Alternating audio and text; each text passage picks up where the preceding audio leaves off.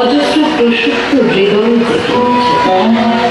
বিশ্ব আনন্দ পরিবারের একজন আদর্শনিষ্ঠ ভক্ত, আর প্রাতিষ্ঠানিক শিক্ষা এবং আর্থিক সামর্থ্য তেমন না থাকলেও শুধু আনন্দ মার্গের মহান আদর্শ তার পরিবারের মধ্যে প্রতিফলন ঘটিয়ে গড়ে তুলতে পারেন একটি সৌহার্দ্যপূর্ণ সুন্দর আনন্দ পরিবার। সাধনা, সেবা ও ত্যাগের মন্ত্রে উদ্বুদ্ধ করতে পারেন সেই আনন্দ পরিবারের প্রত্যেকটি সদস্যকে, যারা হতে পারেন আত্মার মুক্তি ও জগৎ কল্যাণে নিবেদিত। সেই আনন্দ পরিবারের শুভ সংগ্রামী ভাবনার প্রভাবে হতে পারে অনেক অশুভ শক্তির বিনাশ এবং আদর্শমুখী হতে পারে অন্ধকারাচ্ছন্ন অনেক বিপদগামী মানুষ, এবং সমৃদ্ধ হতে পারে বিশ্ব আনন্দ পরিবারের মর্যাদা। বিশ্ব আনন্দ পরিবারের এমনি একটি বাস্তব চিত্রকে অবলম্বন করে কল্পনার ডানায় ভর করে রচিত হল নাটক আনন্দ পরিবার। রচনা ও নির্দেশনায় আচার্য সত্য সাধনানন্দ অবধূত। সঙ্গীত, কথা ও সুর শ্রী প্রভাত রঞ্জন সরকার। আর্থিক সহযোগিতায় আচার্য বিশ্বদৌতনানন্দ অবধূত। নৃত্য নির্দেশনায় গার্গী বিশ্বাস। পরিবেশনায় বিশ্ব আনন্দ পরিবারের আনন্দ সন্তান গোষ্ঠী আনন্দনগর। নাটক আনন্দ পরিবার আশাবাদের গানের ছন্দে আনন্দের পথে যাত্রী যারা, পরম প্রেমময়ের প্রেমের জোরে আনন্দ পরিবার গড়েন তারা।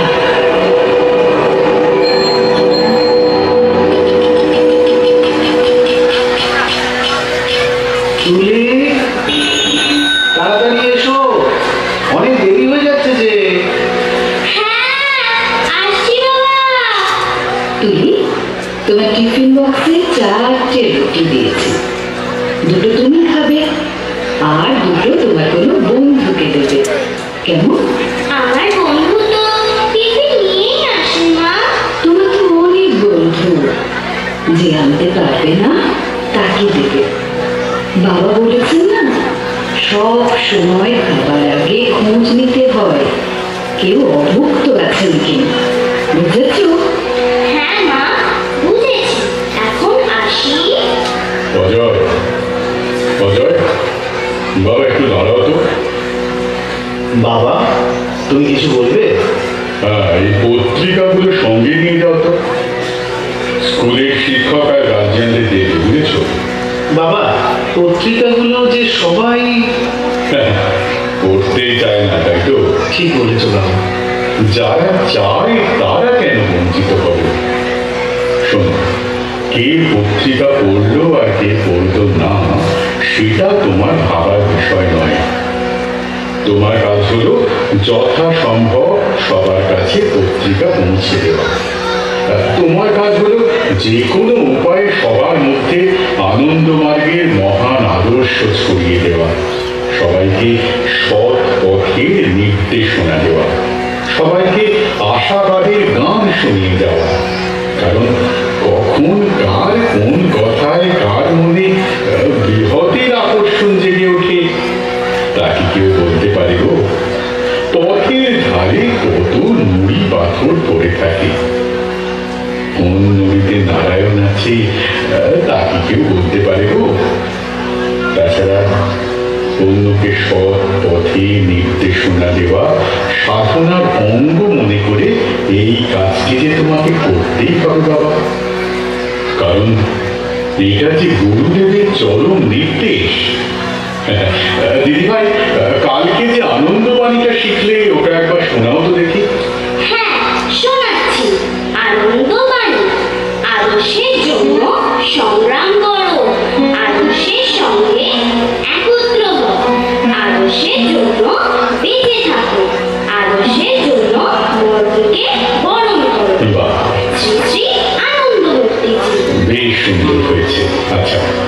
তোমরা এখন এসো।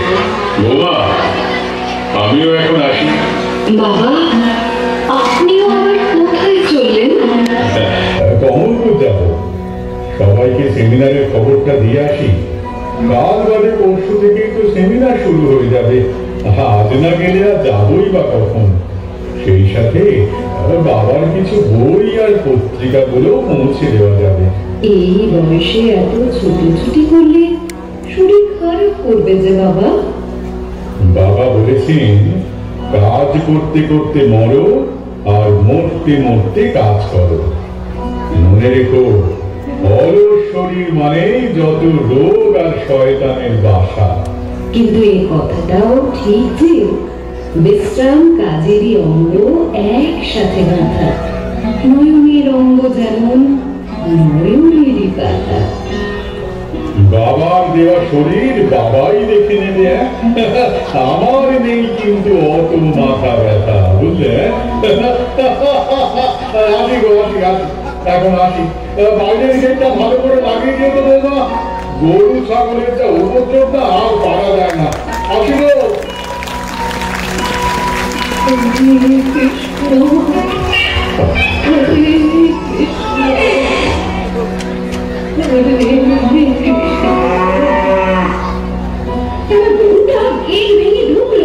এবার লাঠিটা দিয়ে গরুটাকে এমন মারবো না।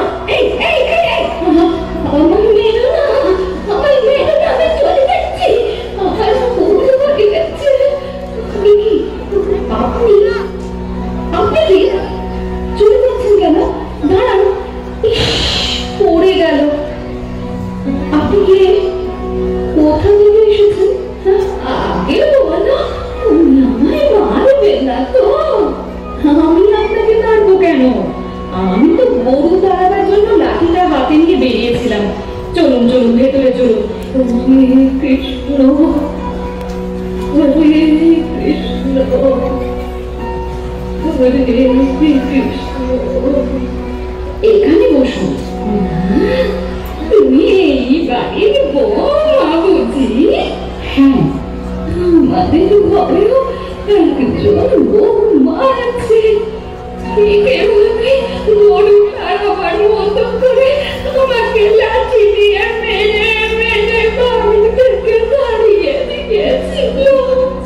তাই মনে হচ্ছিল তুমিও যে লাঠি দিয়ে আমাকে। কি বলছেন আপনি? হ্যাঁ, অনেক দিন হলো দিশেহারা হয়ে পথের ঘাটে ঘুরে বেড়াচ্ছি মা। এই পোড়া পেট চালাচ্ছি বিক্রি করে। পারলে আমায় কিছু খেতে দেবে মা? হ্যাঁ হ্যাঁ, ঠিক আছে ঠিক আছে, আগে একটু জল খেয়ে নিন, আমি খাবার ব্যবস্থা করছি। হ্যাঁ দাও মা, গলাটা একটু ভিজিয়ে নি।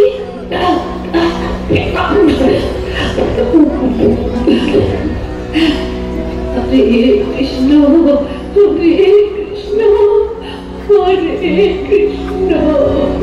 আচ্ছা মাসিমা, আপনি তো বেশ ভালো ভক্ত মানুষ, কিন্তু তবু কেন আপনার প্রতি বৌমার এত অন্যায় অবিচার? সে অনেক কথা, সে অনেক কথা। আচ্ছা বলুন তো, কি হয়েছিল আপনার জীবনে? এসব শুনে নিজের মনকে ভারী করতে চাইছো কেন মা? কেন? আপনার প্রতি যে এত অন্যায় হয়েছে তার প্রতিবাদ করতে হবে। বর্তমান সমাজে এটা একটা জ্বলন্ত সমস্যা, তাই এটার একটা বিহিত করতেই হবে। নিশ্চয়ই পারবে, নিশ্চয়ই। ঘরে আমার দেবতার মতো স্বামী আর একমাত্র পুত্র সন্তানকে নিয়ে সুখের সংসার ছিল। কিন্তু কোন অসৎ সঙ্গে পড়ে আমার পবিত্র ফুলের মতো ছেলেটি পড়াশোনা বন্ধ করে দিয়ে কোন এক রাজনৈতিক অনেক নেতার পোষ্য গুন্ডার খাতায় নাম লেখায়।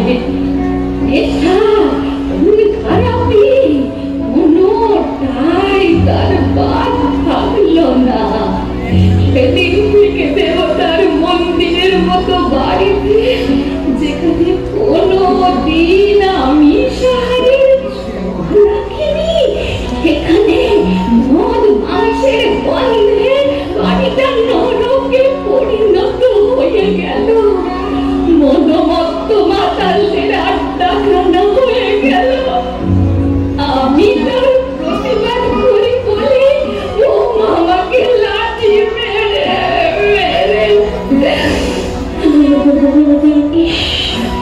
আপনার কি দুর্ভাগ্য!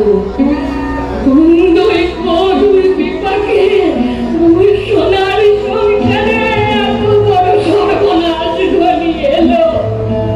তার হিসাব কিছুতেই মেলাতে পারছি না। আচ্ছা বলো তো মা, আমি ঠাকুরকে এত ভালোবাসি, তবুও কেন আমার জীবনে এত কষ্ট যন্ত্রণা? আপনার এই কঠিন প্রশ্নের উত্তর তো একমাত্র সন্ন্যাসী দাদাই দিতে পারে। সন্ন্যাসী দাদা? উনি কোথায় থাকেন? নিয়ে যাবে তার কাছে? তুমি যে বড় অসহায়, সব কিছু হারিয়ে আজ আমি অনাথ হয়ে গেছি মা। নাথ যখন আছেন তখন আপনি অনাথ কি করে হতে পারেন মাসিমা? ভগবান কখন তার হাতকে নিজের হাত বানিয়ে দেন তো কেউ জানে না। যতদিন না পর্যন্ত কোনো বিহিত ব্যবস্থা করতে পারছি আপনার জন্য, ততদিন আপনি আমার এখানেই থাকবেন। আচ্ছা বলুন তো, আপনার ছেলে এখন কোথায় থাকে, কি করে? সে তো এখন নেতাদের পোষ্য গুন্ডা। নাকি সেবারই ইলেকশনে দাঁড়িয়েছে। যে অবাধ্য কুলাঙ্গার পুত্র তার পিতামাতাকে সেবা যত্ন করে না, মার ধর করে ঘর থেকে তাড়িয়ে দেয়, সে হবে জনগণের নেতা? এর পরিণাম যে কত ভয়ঙ্কর তা একমাত্র সময়ই বলে দিতে পারে। মাসিমা, এখন দুদিন এখানে বিশ্রাম নেই, এরপর একদিন আপনাকে সন্ন্যাসী দাদার কাছে নিয়ে যাব। আমরা সবাই মিলে আপনার কোনো একটা বিহিত ব্যবস্থা করবই করব।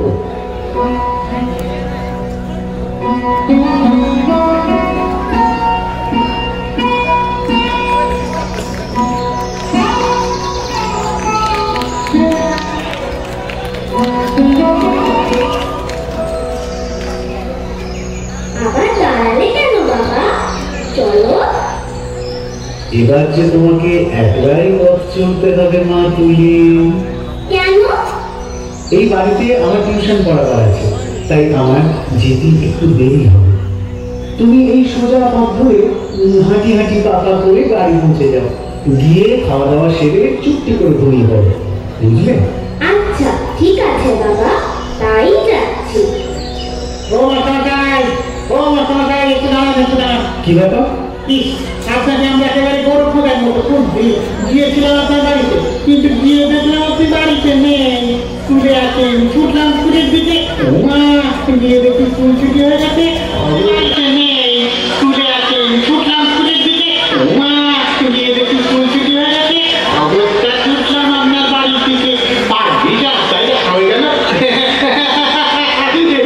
দাদা দিদিমণিরা আজ খাটুনি গেল না, কোথায় কোথায় কোথায় কোথায় গাড়ি থেকে নিয়ে আসুন, নিয়ে আসুন, নিয়ে আসুন। হ্যালো অজয় বাবু, নমস্কার, আপনাকে তো ঠিক চিনতে পারলাম না। এনাকে চিনতে পারলেন না? গাড়ি লাগাতে থাকে তাকে চিনতে পারলেন। কি কপাল, এই বলে ফাঁকি কেউ মানুষের। তিনি এই অঞ্চলের একজন সম্ভ্রান্ত নেতা, জনগণের সেবায় নিবেদিত প্রাণ। গরিবের কাছে ওনার মন্ত্র আর কৃষ্ণের মন্ত্র প্রায় দীনদয়াল দীনবন্ধু। ইনি হলেন ডক্টর অরুণ চৌধুরী, এক নম্বর স্বার্থপর মানুষ। স্বার্থটার পরে তিনি স্বার্থপর।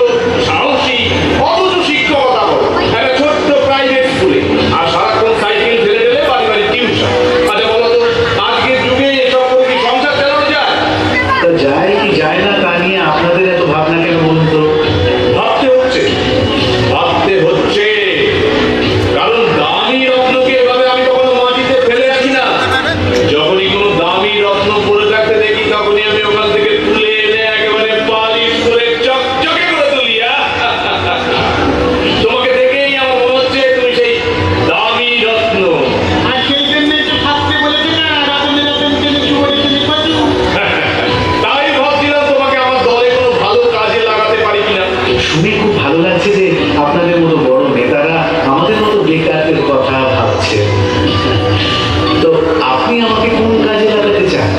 দেখুন, আমাদের দলে অনেক রকমের কাজ রয়েছে। তার মধ্যে একটি বড় গুরুত্বপূর্ণ কাজ হলো পথের কাঁটা পরিষ্কার করা। তার মানে খুব সহজ। দেখুন, সমাজে কিছু গণ্ডমূর্খ অকাজের লোক আছে যারা সব কাজে শুধু বাধার সৃষ্টি করে। কথায় কথায় প্রতিবাদ, আন্দোলন, নিজেরাও কিছু করবে না, অন্য কেউ কিছু করতে দেবে না। নিজেও খাবে না, অন্যকে খেয়ে কেউ দেবে না। আমি তাই ভাবছি এদেরকে সাহায্য না করলে ভোটে জিতবেন কি করে, তাই না? একদম ঠিক করেছো।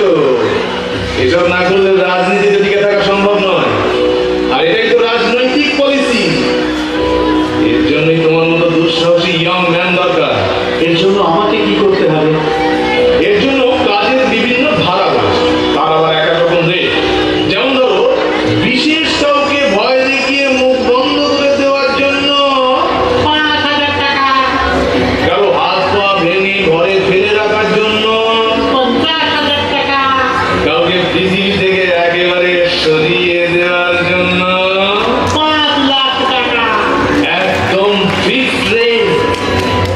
তাছাড়া এই কাজের পারফরমেন্স যদি মনের মতো হয়, তাহলে পাবে মোটা অঙ্কের ইনাম, যা কোনোদিন তুমি ভাবতেও পারবে না। তার মানে আপনারা আমাকে মস্তানির কাজে লাগাতে চান? মাস্টারি কেন বলছো?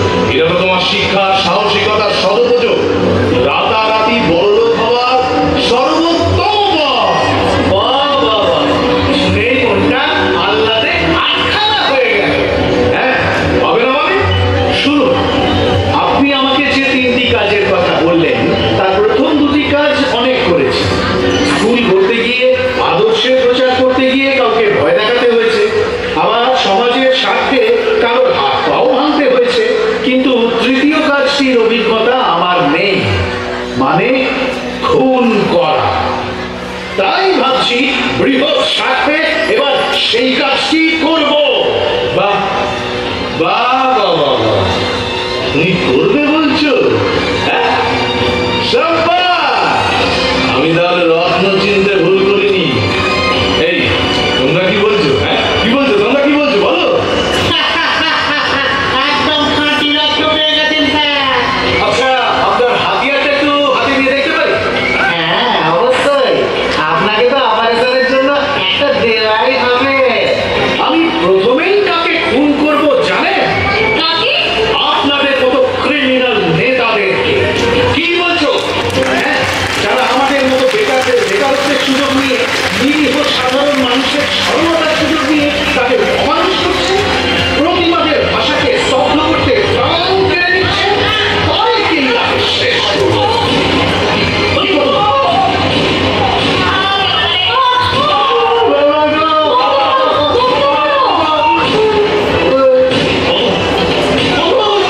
বাহ বাহ বাহ, আমি তো কয়েকটা ব্ল্যাঙ্ক ফায়ার করে আমার দক্ষতার পরিচয় দিলাম মাত্র, তাতেই এত ভয়।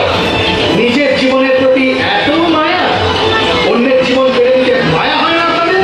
অনুকম্পা হয় না আপনাদের হৃদয়ে? কত বড় স্পর্ধা! আমাকে টাকার লোক দেখাচ্ছেন, সেও আবার মানুষকে খুনের বিনিময়ে। হ্যাঁ? এই আমাদের বহু জনপ্রতিনিধির চরিত্র, এই হবে জনগণের নেতা। এমন নেতা সমাজে জন্মাবার আগেই তাকে হাঁটুর ঘরে গলা টিপে মেরে দেওয়া উচিত। পিপিলিকার পাখা গজায় মরিবাড়ি তরে। না না না, পাখা আমার গজায়নি, গজিয়েছে আপনাকে। দেবো নাকি একটু ছাঁটাই করে? চুপ! জানো তুমি কার সামনে দাঁড়িয়ে কথা বলছো?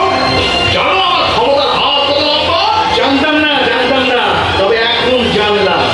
রাজনীতির কলঙ্ক এক মুখোশধারী বিশ্বাসঘাতক বেঈমান। তবে রে সরকার, তোকে উচিত শিক্ষা দিতেই হবে।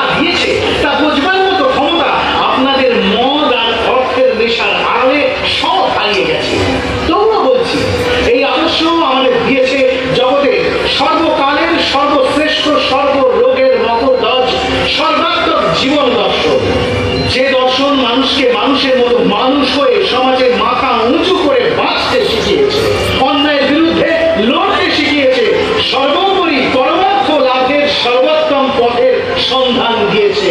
আমরা সেই আদর্শের বীজ বপন করে চলেছি শিশু মনে, যারা আগামী দিনের ভবিষ্যৎ। তাদের মনে এই শিক্ষার আলো জ্বালিয়ে দেবত্বে উত্তরণের পথ প্রশস্ত করে দিচ্ছি। তারাই হবে আগামী দিনের আদর্শ নেতা, যারা আপনাদের মতো বংশদের দমন করে গড়ে তুলবে এক শোষণ মুক্ত আদর্শ মানব সমাজ, গড়ে তুলবে বিশ্ব আনন্দ পরিবার। মনে রাখবেন, আপনাদের মতো বংশদের গঠিতে যারা, তারা গোকুলে নয়, তারা দিনে দিনে বেড়ে চলেছে আমাদের প্রতিটি স্কুলে স্কুলে, প্রতিটি আনন্দ পরিবারে। একটি দুটি করে নয়, হাজারে হাজারে আমাদের স্কুল, আমাদের আনন্দ পরিবার হলো আদর্শ মানুষ গড়ার কারখানা। তাই বলছি, অনেক অংশের বংশধর, ধ্বংসের পথ ধরে নয়, আদর্শের পথ ধরে চল, জীবন তোদের ধন্য হয়ে যাবে। রাখো তোমার লেকচারবাজি। শেষ করার জন্য একটা কথা বলে যাচ্ছি, আমি কোনোদিনও কারোর কাছে কিছু চেয়ে ব্যর্থ হইনি। তোমার ক্ষেত্রেও তার ব্যতিক্রম হলে কিন্তু তার পরিণাম হবে ভীষণ ভয়ঙ্কর। আমার নাম অনল চৌধুরী। অনল মানে হলো আগুন। আমার কাজের আর আমার কথার যে অবাধ্য হয়, তাকে আমি জ্বালিয়ে পুড়িয়ে শাখা করি, তার সর্বনাশ করে দিই। বুঝেছো? আশা করি বুঝেছো। আমার নাম অজয়, যাকে অত সহজে জয় করা যায় না। আপনার মতো সামান্য মাটির প্রদীপের আগুনকে ফোঁ দিয়ে নিভিয়ে দিয়ে কিভাবে তাকে উচিত শিক্ষা দিতে হয় তা আমার ভালো করেই জানা আছে। বুঝেছেন? আশা করি বুঝেছেন।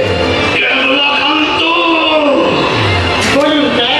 আমি কিছুতেই বুঝতে পারছি না যে একটা নগণ্য কপট দর্শন্য মানুষ হয়েও সে এত শক্তি ধরে কিভাবে। তার এত রক্তের জোরটা কোথায়? ওসব কিছু নয় স্যার, এ হলো মাতালের প্রলাপ। ও হলো আপনার দেওয়া বড় মাতাল।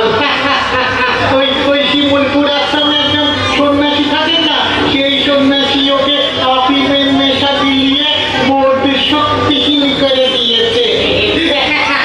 নইলে এত বড় সুবর্ণ সুযোগ কি কেউ হারায়? হাতের লোককে কেউ পায়ে ফেলে দেয় নাকি? কি বলছিস? সন্ন্যাসী ওকে আফিমের নেশা দিয়ে দিয়েছে মানে? ওই আফিমের কথা বলছি না স্যার, আপনারা যে বলেন না ধর্ম হলো আফিমের নেশা, সেই আফিমের কথা বলছি স্যার। ওই এলাকায় না ওর অজস্র শিষ্য আছে স্যার, যারা তাকে দেবতার মতো মানে। গ্রামের সব মানুষ তার কথা করছে আর বসে, করছে আর বসে, করছে।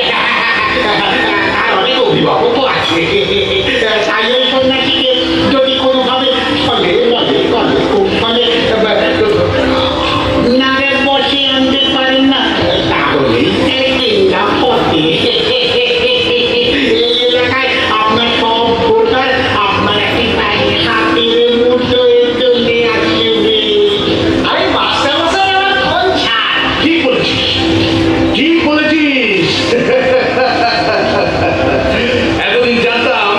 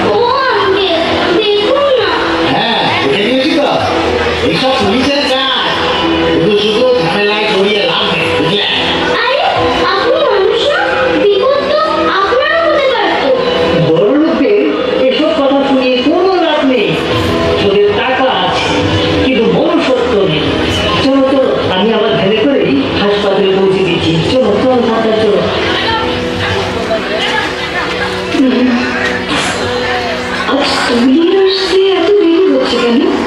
সেই দুটো স্কুল ছুটি হয়েছে, এখনো তো। তুমি এখানে কাকে খুঁজছো? তুমি একা? তুলি কোথায়? কোথায় তুলি? কেন, ও বাড়িতে আসেনি? কই না তো। কি আশ্চর্য, আমার একটা টিউশন পড়াবার ছিল বলে ওকে আগেই পাঠিয়ে দিয়েছি। আচ্ছা আচ্ছা আচ্ছা, তুমি বাড়ি যাও তো, চিন্তা করো না, আমি যাচ্ছি, আমি দেখছি। ঠিক আছে, তাড়াতাড়ি দাও, তাড়াতাড়ি।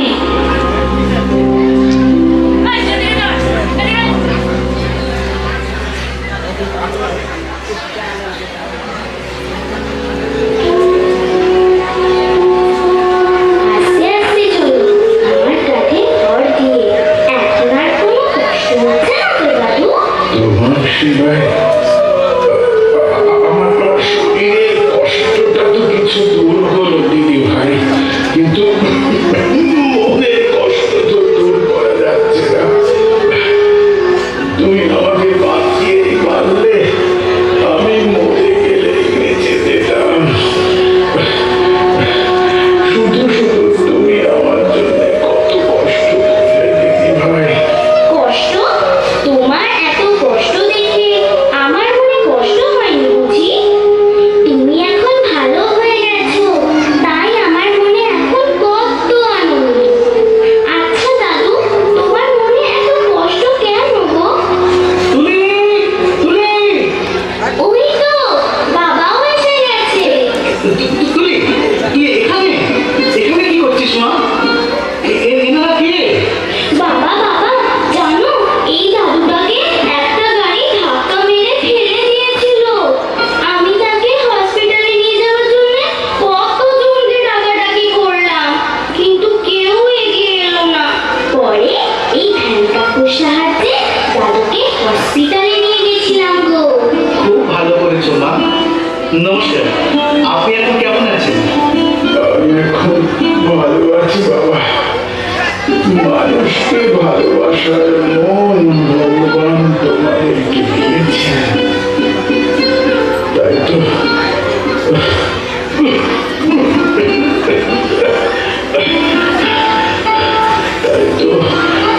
ভগবান তোমার এই লক্ষ্মী মেয়েটির মাধ্যমে আমাকে আবার মৃত্যুর মুখ থেকে ফিরিয়ে আনলেন। সবই পরম পুরুষের ইচ্ছা। আপনার পরিচয়টা তো জানা হলো না। আমার বাড়ি কল্যাণপুরে। সে তো অনেক দূর, এখানে কোথায় এসেছিলেন? আমি তো এখানে আসিনি বাবা, ভাগ্য আমাকে টেনে এনেছে। আপনার কথা তো ঠিক বুঝতে পারলাম না। সে অনেক কথা বাবা, অনেক কথা।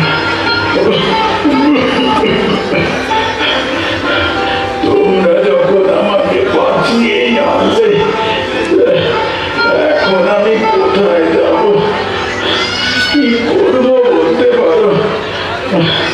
আমি যে আর দাঁড়িয়েই থাকতে পারছি না, কথা বলার শক্তিও পাচ্ছি না। ঠিক আছে আঙ্কেল, পরে সব কথা শুনবো। এখন আপনাকে আমাদের আশ্রমে নিয়ে যাচ্ছি। সেখানে একজন সন্ন্যাসী দাদা থাকে, তিনি আপনার সব ব্যবস্থা করবেন, কোনো চিন্তা করবেন না। এই তুলি, মা তুমি বাড়ি চলে যাও, আমি আঙ্কেলকে আশ্রমে পৌঁছে দিয়ে আসি।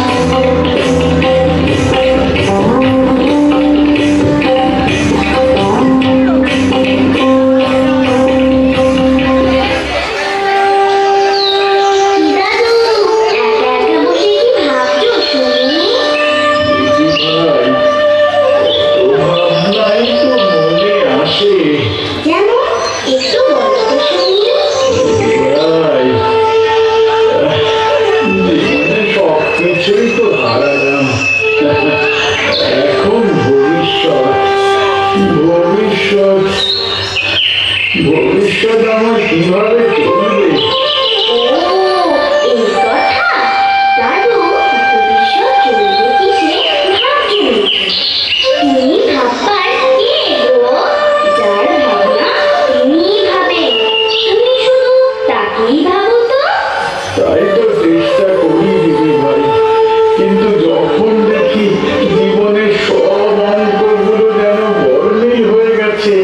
কিছুতেই তার উত্তর মেলাতে পারছি না। তখন আর চিন্তামুক্ত হতে পারি না। আচ্ছা দাদু, তোমাকে একটা চিন্তামুক্ত হওয়ার মন্ত্র শিখিয়ে দিচ্ছি। দেখবে চিন্তা আর তোমার কাছে ঘেঁষতেই পারবে না। শিখবে তো? অবশ্যই শিখবো। তাহলে চোখ বন্ধ করে বসো বসো, জোরে জোরে বলবে কিন্তু। চিন্তা বিলালে মন চিন্তামুক্ত হয়, শান্তি বিলালে জীবন শান্তিময় হয়। চিন্তা বিড়ালে মন চিন্তা মুক্ত রয়, আর শান্তি বিড়ালে জীবন শান্তিময় হয়। বাবা বাবা, আজ থেকে কোনো চিন্তাই মনে জমিয়ে রাখবে না কিন্তু। দাদাকে সব বলে দেবে, দেখবে সব চিন্তাই দূর হয়ে যাবে। বাহ বাহ, দারুণ মন্ত্র শিখে দিলেন তো ভজন বাবু। হ্যাঁ দাদা, এই দিদি ভাই তো আমার এখন অভিভাবক, বেঁচে থাকার অবলম্বন। কি বলবো দাদা, আমি তো বিস্মিত হচ্ছি। এই ছোট্ট মেয়েটির বিবেকশীলতার গভীরতা দেখে। সেদিন দুর্ঘটনায় অবধারিত মৃত্যুর হাত থেকে আমাকে বাঁচিয়ে আনলো, তোলে দিল আমার ব্যথায়, নিতে দিল না আমার নিবন্ত প্রদীপকে। অকৃত্রিম ভালোবাসা দিয়ে ভরিয়ে দিল আমার জীবনকে। এই বিবেক বুদ্ধির কাছে আমার সমস্ত দুঃখ কষ্ট যেন হার মেনেছে। তাই তো মনে প্রশ্ন জাগে, ওরে বিবেক, শুনেছি তুমি নাকি সব মানুষের অন্তরে বাস করো। তাই যদি হয়, তাহলে সেদিন তুমি কোথায় ছিলে বিবেক, যেদিন পুত্র আর পুত্র বধূর অত্যাচারে আমরা স্বামী স্ত্রী দুজনেই গৃহহারা হয়েছিলাম? সেদিন তুমি কোথায় ছিলে বিবেক?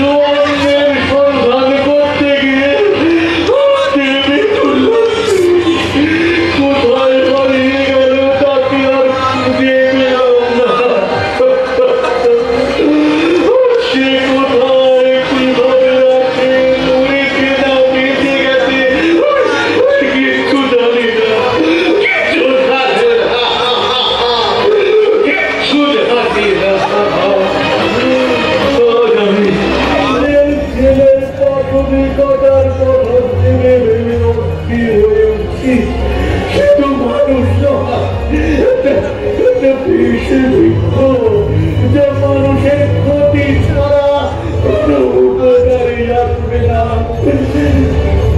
জীবন শিক্ষকতা করলাম, কত মানুষকে শিক্ষা দিলাম, কিন্তু নিজের সন্তানকেই শিক্ষিত করতে পারলাম না।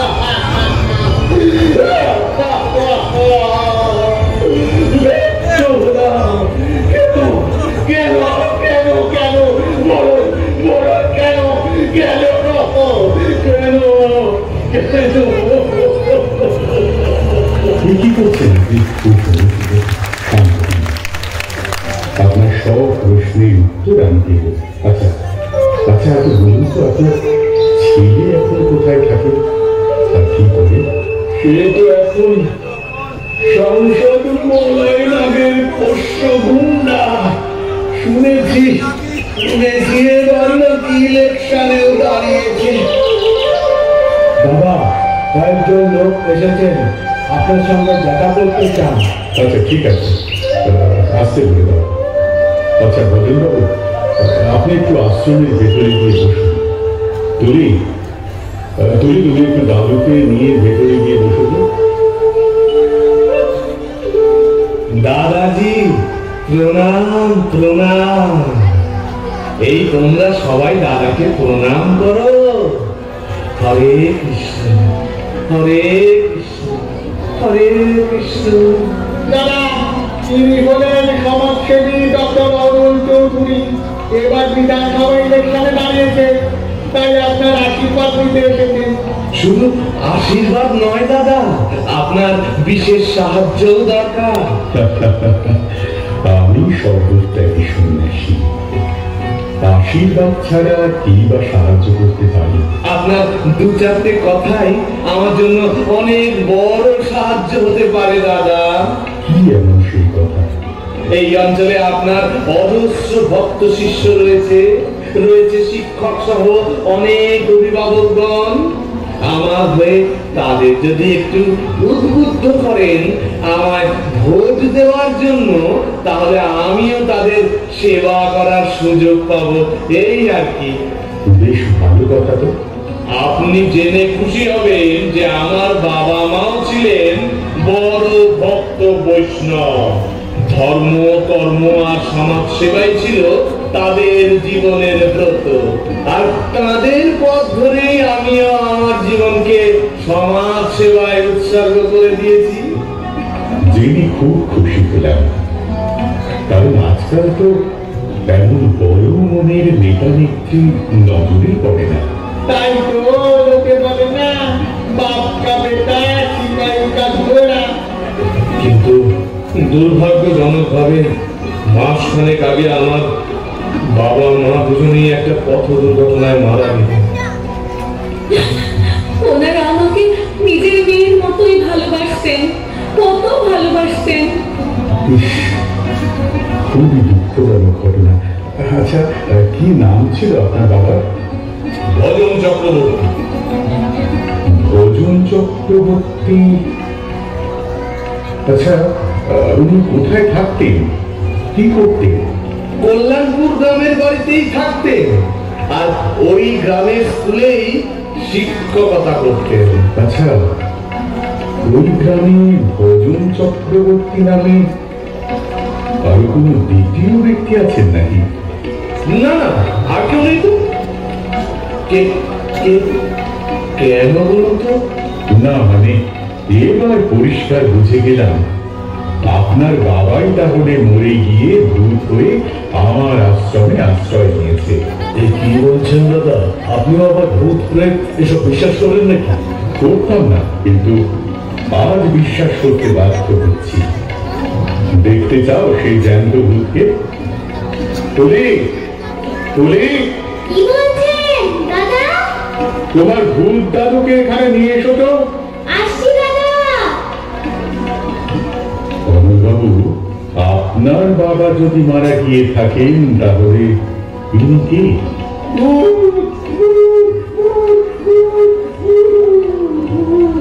কি হলো, চিনতে পেরেছেন এই জ্যান্ত ভূতটাকে? বাবা, কি দুর্দান্ত অভিনয় আপনাদের! ওই অকৃতজ্ঞ মিথ্যাবাদী বেঈমান মা বাবা নামের বটবৃক্ষকে উপড়ে ফেলে দিয়ে নিজেরা সেজেছ এক একজন বিষ বৃক্ষ, আর সমাজটাকেও বিষাক্ত করতে নেমে পড়েছ। দাদা দাদা, ওই লোকগুলোই দাদুকে গাড়ি চাপা দিয়েছিল। ওই তো সেই সাদা গাড়িটা। আপনাকে যে গাড়ির নাম্বারটা দিয়েছিলাম, ওটা সেই গাড়িরই নাম্বার। মিলিয়ে দেখুন দাদা। হ্যাঁ, সেই তো। এইবার বুঝতে পারলাম আসল রহস্যটা। আপনারা দাঁড়ান। হ্যালো হ্যালো হ্যালো, বললাম তো ভালো বলছি। হ্যাঁ, আমি শিমুলপুর আশ্রম থেকে বলছি। গত 5 তারিখ এক বৃদ্ধের অ্যাক্সিডেন্টের ব্যাপারে থানায় ডায়েরি করা হয়েছিল। হ্যাঁ হ্যাঁ, সেই অ্যাক্সিডেন্টের অভিযুক্ত গাড়ির মালিক গাড়ি সহ আমার আশ্রমে উপস্থিত আছে। এখনই যদি আসেন তাহলে তাদের হাতে নামিয়ে করতে পারবেন। ঠিক আছে ঠিক আছে, ওদেরকে কিছুক্ষণ যে করে হোক আটকে রাখুন। হ্যাঁ, আমরা এখনই। ঠিক আছে ঠিক আছে, তাড়াতাড়ি আসুন। ধন্যবাদ। হ্যাঁ হ্যাঁ, রাখছি। বাবা রে, বাবাকে যেন বিপদের বন্ধু আজকে, চলো পালাই। কোথায় যাচ্ছেন? দাঁড়ান দাঁড়ান দাঁড়ান।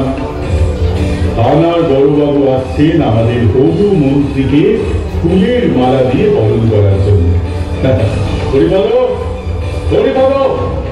ঠিকই লাগবে এখানে।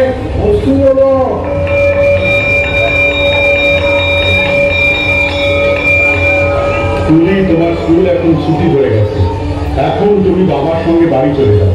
ঠিক আছে দাদা, আজকে আমার নাচের ক্লাস আছে। আমার মা বাড়িতেই নাচের স্কুল খুলেছে, একদিন তোমরা সবাই দেখতে যাবে কিন্তু। ঠিক আছে, যাব। সাবধানে বেরো। আমার ভেবেছিলেন দাদা? হ্যাঁ, ওই বাঁশের গুঁড়িটা নিয়ে এই গেটের মুখে দাঁড়াতো, এরা যেন কেউ পালাতে না পারে।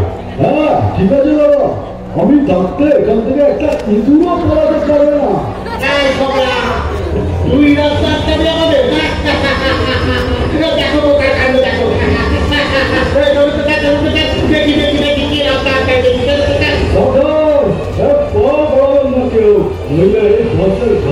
একটা মাটিতে পড়বে না। মনে হচ্ছে তোকে জমালয় পাঠাতেই হবে। দেখা যাবে কেউ কাকে জমালয় পাঠায়।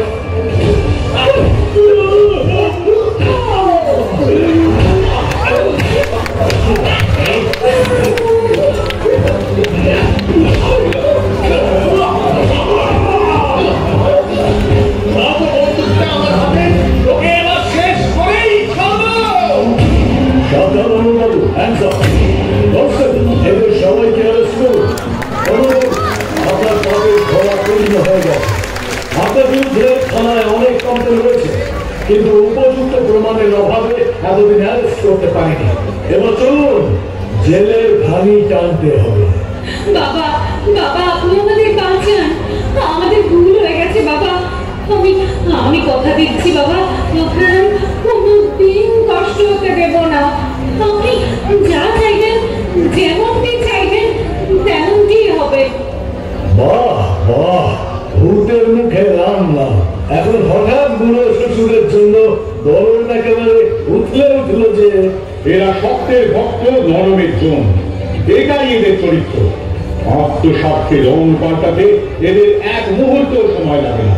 আচ্ছা দাদা, আমি এদের সবার সামনেই আপনাকে একটি প্রশ্ন জিজ্ঞেস করতে চাই। আচ্ছা বলুন। ভজন বাবুকে আমি অনেক দিন আগে থেকেই চিনি। ইনি একজন শিক্ষিত, শান্ত, ভদ্র, আদর্শবান। অথচ তার সন্তান এমন পশুতুল্য হলো কি করে? খুবই সঙ্গত প্রশ্ন করেছেন স্যার। মানুষ আর পশুর মধ্যে একটা অন্যতম পার্থক্য হল পশুর পেটে পশুই জন্মায়, কিন্তু মানুষের পেটে মানুষও জন্মায়। পশুও জন্মায়, আবার দেবতাও জন্মায়। আপনি তো মানুষরূপী পশুকে দেখলেন, এবার যদি মনুষ্যরূপী দেবতাকে দেখতে চান, তাহলে সবাইকে আমার সঙ্গে একটি জায়গায় যেতে হবে, যেখানে গেলে আপনার এই মূল্যবান প্রশ্নের যথাযথ উত্তর দিতে পারবো। বেশি দূরে না, হেঁটে যাওয়া যাবে। চলুন চলুন, আমরা সবাই মিলে সেখানে যাই। আচ্ছা তাহলে তাই চলুন। কনস্টেবল, আপনারা এইসব শয়তানদেরকেও কোমরে ভালো করে বেঁধে নিয়ে চলুন।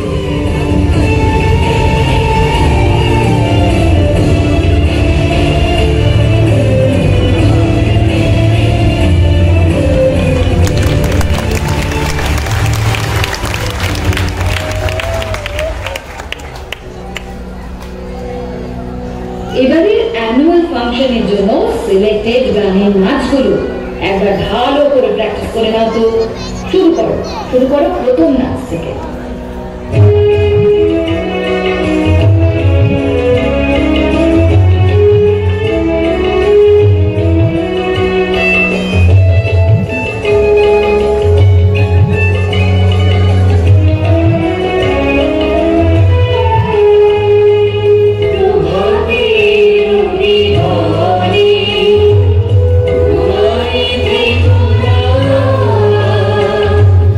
প্রভাতে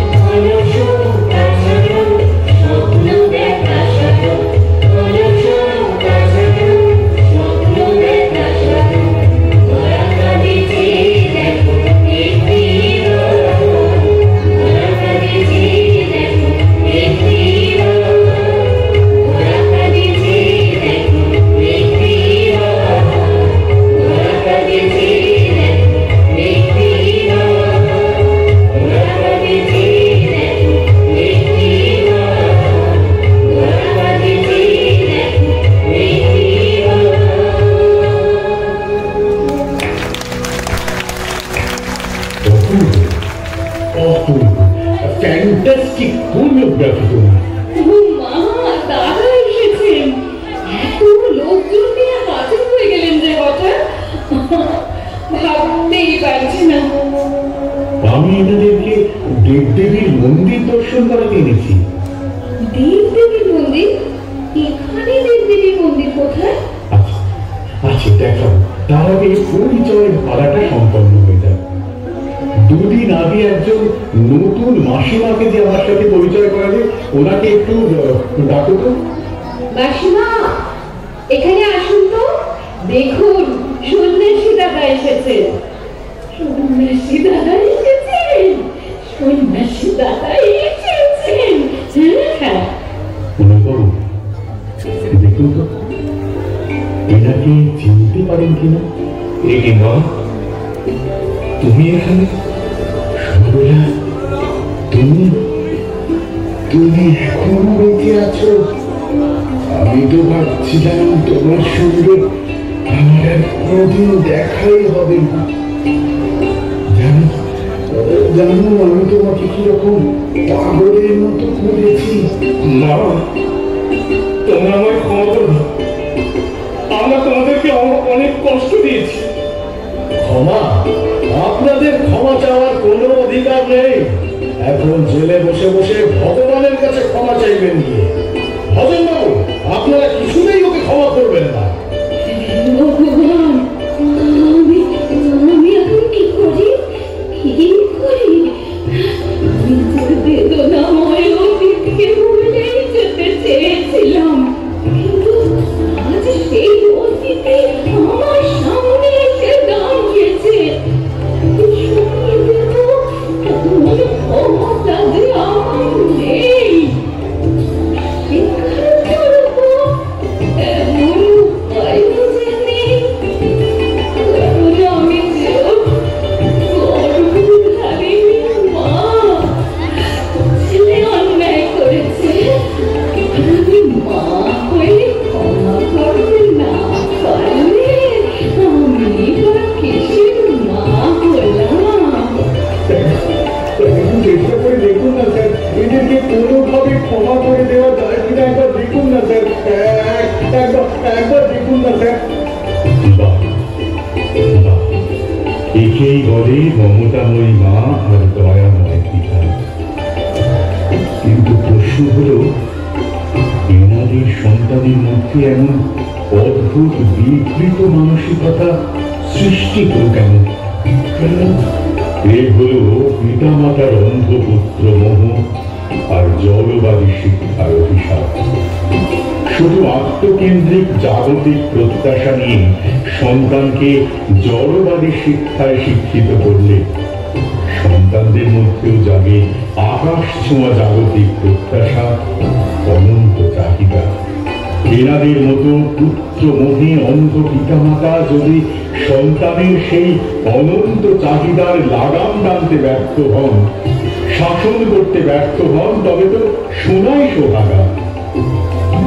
সেই সন্তান কোনোদিন কোনো কিছুকে মূল্যায়ন করতে শেখে না। সে তো শুধু জগৎ থেকে নিতেই শেখে, দিতে শিখে না। তারাই হয়ে ওঠে এক একজন অকৃতজ্ঞ জড়বাদী দুর্বৃত্ত। এই অমলবাবু হল সেই অকৃতজ্ঞ দুর্বৃত্তের এক মুক্ত প্রতীক। তাহলে ভবিষ্যৎ প্রজন্মের জন্য কি উপায়? উপায় হল, সন্তানকে যদি মানুষের মতো মানুষ করতে হয়, তাহলে আদর্শ প্রাতিষ্ঠানিক শিক্ষার সাথে সাথে বাল্যকাল থেকেই তার মধ্যে বপন করতে হবে শুভ সংস্কারের বীজ, আরোপ করতে হবে ব্রহ্ম ভাবনা।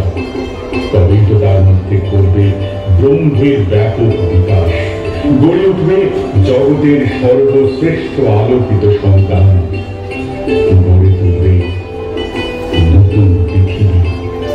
হয়তো কিভাবে শুধু সদিচ্ছার দ্বারা সন্তানকে মানুষের মতো মানুষ করা যায়, তার জ্বলন্ত নিদর্শন হল সমর্পণ। এনার না আছে কোনো প্রাতিষ্ঠানিক শিক্ষা, না আছে কোনো আর্থিক সামর্থ্য, আনন্দমঠের মহান আদর্শের সান্নিধ্যে এসে যতটুকু শিখেছেন, যতটুকু মনে রেখেছেন এবং ব্যবহারিক জীবনে তা কাজে লাগিয়েছেন, সন্তানের মধ্যে তার প্রতিফলন ঘটিয়েছেন। তাই আমাদের ভাই অজয় এই সাধারণ ঘরেই এক অসাধারণ ব্যক্তিত্বের অধিকারী হতে সম্ভব হয়েছে। আর আমাদের আদরের ছোট্ট তুলি, যিনি সত্যিকারের রক্তে মাংসে গড়া একটা রঙিন তুলি। এই ছোট্ট তুলিতে যে শুভ সংস্কারের রং লাগিয়ে দিয়েছেন আপনারা, দেখবেন দেখবেন সেই রঙে একদিন জগৎবাসীকে রাঙিয়ে দেবে। তিল থেকে তিলোত্তমা হয়ে উঠবে, তাতে কোনো সন্দেহ নেই। স্বামীজি, আপনি যে দেবদেবীর মন্দির দর্শন করাবেন বলেছিলেন। ও আচ্ছা আচ্ছা, আমি তো ভুলেই গিয়েছিলাম সে কথা। আসলে স্যার, দেবদেবী তো আমাদের মধ্যেই রয়েছে। আমাদের মধ্যে রয়েছে? হ্যাঁ, কবি বলেছেন না, কোথায় স্বর্গ কোথায় নরক, কে বলে তা বহুদূর। মানুষের মাঝেই স্বর্গ নরক, মানুষের মাঝেই সুর আসুর। অসুর হল অশুভ শক্তির প্রতীক, যারা আত্মস্বার্থে সমাজকে শোষণ করে, মানুষকে কষ্ট দিয়ে আনন্দ পায়। অন্যদিকে দেবদেবী হল শুভ শক্তির প্রতীক, যারা জগৎ কল্যাণের মধ্যে দিয়ে আনন্দ পায়। সাধনা, সেবা ও ত্যাগের মন্ত্রকে নিজের জীবনে প্রতিফলিত করে এক শোষণমুক্ত মানব সমাজ গড়ার লক্ষ্যে, সমাজে শান্তি প্রতিষ্ঠার লক্ষ্যে সংগ্রাম করে যায়। তারাই তো হল এক একজন দেব এবং দেবী। জানেন তো স্যার, এই পরিবারের প্রত্যেকটি সদস্যই সেই মহান কাজে নিবেদিত প্রাণ। তাই এরাই হল এক একজন দেব এবং দেবী। আর এই গৃহটি হল সেই জীবন্ত দেবদেবীর মন্দির। এটি হল প্রকৃত আনন্দ পরিবার। বাহ বাহ, আজ আমি এই জীবন্ত দেবদেবীর মন্দির দর্শন করে ধন্য হলাম। তাহলে আমরা এখন আসি স্বামীজি। নমস্কার। কনস্টেবল, তোমরা এই গুণধরদের সবাইকে প্রিজন ভ্যানে তুলে থানায় নিয়ে যাও। দয়া করে এই অধমকে ক্ষমা করুন আপনারা। অর্থের লোভে, ক্ষমতার লোভে অন্ধ হয়ে গেছিলাম আমরা। একটি বারের জন্য ভুল সংশোধনের সুযোগ দিন। আমরা আপনাদের অনেক কষ্ট দিয়েছি, অনেক পাপ করেছি। দয়া করে ক্ষমা করুন। আপনারা ক্ষমা করুন। ক্ষমা তোমাদের একটি শর্তেই করা সম্ভব। দয়া করে বলুন, কি সেই শর্ত? তোমরা কি পারবে আদর্শের পথ ধরে আদর্শবান মানুষ হতে? পারবে আদর্শ সন্তান রূপে জগতের সমস্ত অবহেলিত লাঞ্ছিত পিতামাতার কুলাঙ্গার সন্তানদের উচিত শিক্ষা দিতে? আপনার চরণ তলে আশ্রয় পেলে নিশ্চয় পারবো দাদা। জীবনে তো ভালো আদর্শের পথ পাইনি, তাই বিপথগামী হয়ে গিয়েছিলাম। আপনার মহান আদর্শের ছত্র ছায়া থেকে আমি শুধু মানুষের মতো মানুষ হতে চাই। এই পাপিষ্ঠ ঘৃণিত জীবন থেকে মুক্ত হতে চাই দাদা, মুক্ত হতে চাই, মুক্ত হতে চাই, মুক্ত হতে সত্যি যদি তোমাদের মধ্যে শুভ বুদ্ধি জেগে থাকে, তাহলে এই ঘৃণিত পশুত্ব জীবন থেকে মুক্ত হয়ে দেবত্বে উত্তরণের পূর্ণ সুযোগ তোমাদের রয়েছে। একবার নিজেকে প্রশ্ন করে দেখো তো, তোমার মতো ক্ষমতালোভী, অর্থলোভী, মদমত্ত মাতাল যদি দেশের নেতা হয়, তাহলে দেশের কি সর্বনাশটাই না হতে পারে? স্যার, ওরা যখন ভালো করতে চাইছে, তাহলে একবার সুযোগ দিয়ে দেখাই যাক না। আমিও তো সেটাই চাই। আমরা তো পাপীদের শাস্তি দিতে পারি, কিন্তু সংশোধন করতে পারি না। তাই আপনার সান্নিধ্যে সে অবশ্যই সংশোধিত হবে, সে বিশ্বাসটুকু আমার আছে। রত্নাকর দস্যু যদি বাল্মীকি মুনি হতে পারে, তো ও কেন পারবে না? অনবরত একটি কথা মনে রাখবেন, লোভে পাপ, পাপে মৃত্যু। ক্ষমতার লোভে, অর্থের লোভে আজ পর্যন্ত যত পাপ করেছেন, সমাজের যত ক্ষতি করেছেন, তার অবধারিত শাস্তি হলো আজীবন কারাবাস। শুধু স্বামীজির মহতি ইচ্ছাতেই আপনাদের মুক্ত করে দিয়ে যাচ্ছি। আবার আসবো, সেদিন যদি শুনি স্বামীজি দেওয়া সব শর্তই পূর্ণ হয়েছে, সেদিন পাবেন উপযুক্ত পুরস্কার। আর তার বিপরীত কিছু ঘটলে সেদিন কিন্তু ভগবানও বাঁচাতে পারবে না। অজয়, আজ দেখো তোমাদের সকলের সুখ ভাবনার প্রভাবেই কিভাবে এক অশুভ শক্তির পরিসমাপ্তি ঘটল, আর কিভাবে রক্ষা পেল অবহেলিত নিষ্পাপ দুটি প্রাণ। আজ আমাদের কত আনন্দ, আমাদের এই বৃহৎ আনন্দ পরিবারে যুক্ত হলো নতুন আনন্দ সন্তান। এসো আমরা সকলেই ওনাদের বরণ করে নিয়ে এসো। হ্যাঁ, তাই আজ এই শুভক্ষণে বিশ্ব আনন্দ পরিবারের সমস্ত সংগ্রামীদের কাছে আমার অনুরোধ, সমাজের প্রতিটি যুক্তিনিষ্ঠ ধার্মিক নীতিবাদী মানুষের কাছে আমার অনুরোধ, আসুন আমরা অনতি বিলম্বে একটি সুষ্ঠু এবং বৃহৎ আনন্দ পরিবার গড়ে তুলি। লাঞ্ছিত পৃথিবীর ভুলুণ্ঠিত মানবতা আজ সেই শুভ দিনের প্রতীক্ষায় অধীর আগ্রহে অপেক্ষা করছে। আমাদের থেকে অমানিসারের অন্ধতমিশ্রা কেটে যাক, নতুন সূর্যোদয়ে নতুন দিনের মানুষ নতুন পৃথিবীতে জেগে উঠুক। চলুন আমরা সবাই সেই শুভ সংকল্প বাস্তবায়নের লক্ষ্যে সংঘবদ্ধভাবে হাতে হাত মিলিয়ে এগিয়ে যাই। হ্যাঁ, এই মহান কর্মযজ্ঞে আমরা সবাইকেই আহ্বান জানাই, আর সবাই একসাথে বলি, আজ এগিয়ে চল সকল মানুষ ভাই।